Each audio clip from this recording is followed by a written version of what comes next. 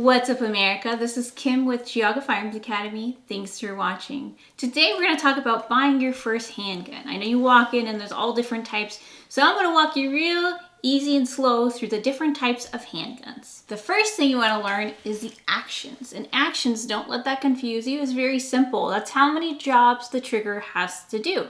And for example, I like to use this because it's double action and single action. So let's look at double action.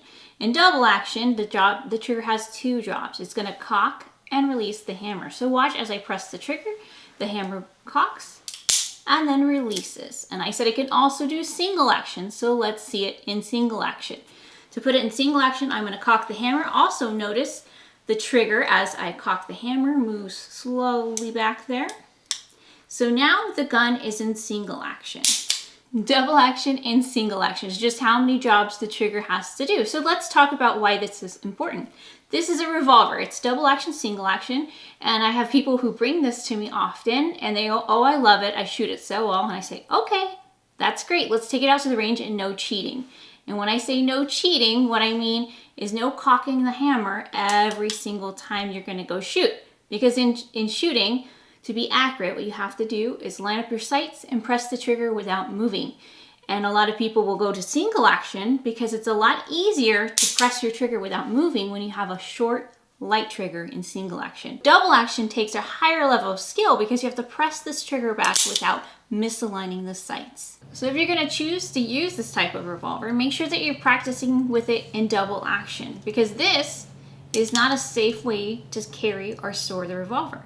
Because if you go to holster this, if any obstructions are in the way at all, the weight of the revolver itself can cause it to go off, making it unsafe.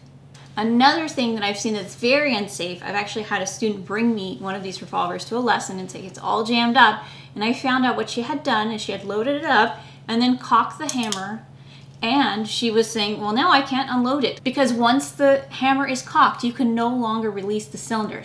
And the only way to open the cylinder to unload it is to release the hammer. So what a lot of people will do is that they'll press the trigger and hold the hammer at the same time and hope it doesn't go off. And maybe that worked, but a lot of times when they do it, they're holding it and they accidentally release it and it can go off, which is very dangerous. So that was a double and single action revolver. The next one is actually a double action only revolver, which I don't own, but I can tell you all about it.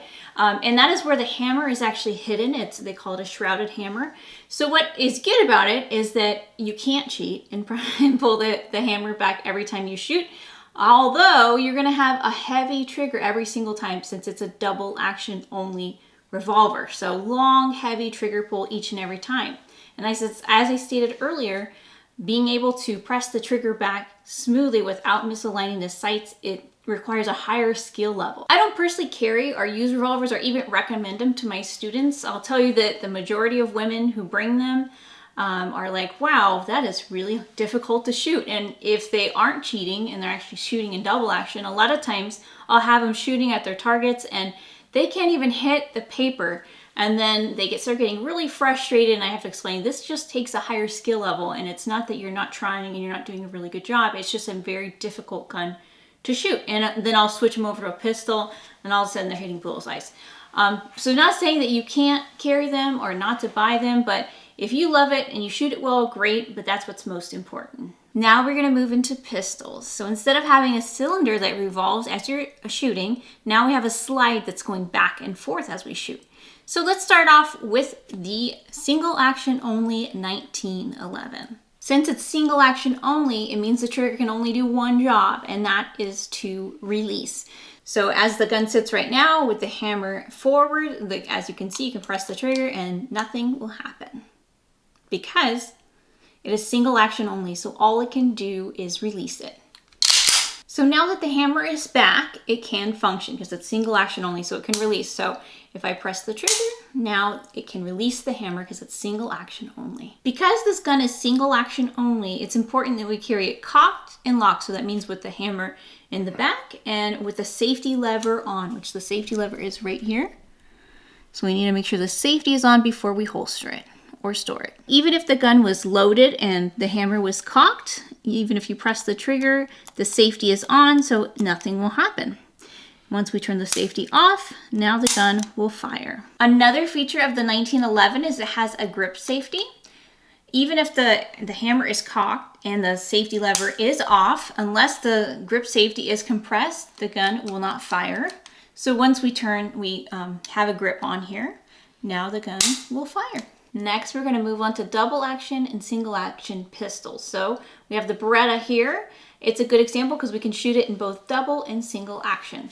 So in double action, it's going to do the two jobs. It's going to cock and release the hammer. We can also shoot it in single action. So now we have single action. For these types of pistols, you're going to go ahead and load up. You're going to rack your slide to put one in the chamber, and it's going to have it in single action, meaning the hammer's back here. It's got that light, crisp trigger. What they have added to the pistols is a decocker, so I can push this down, and it now is in double action. Even though it moved really quickly, that was not the gun firing. That was just the hammer falling, so that now I can holster it or store it safely in double action. Another thing to note with these types of pistols is your first shot is going to be double action. So long, heavy trigger pull because it's got to cock and release the hammer.